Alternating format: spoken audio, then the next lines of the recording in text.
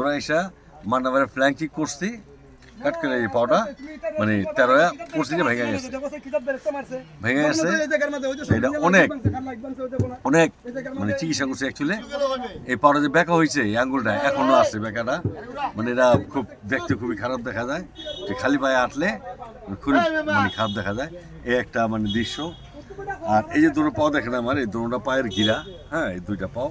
এই দুটা পায়ের ঘিরা আমার ছোটানো এই ডাবিং দিতে যায় না, হ্যাঁ দেখবে না ফাল দিচ্ছি দুবার ভাঙছে পাও একবার দোনো পাও ভাঙছে দুইবারে ভাঙে যেমনি হোক ভাঙ্গা অবস্থায় শুটিং করে আসছি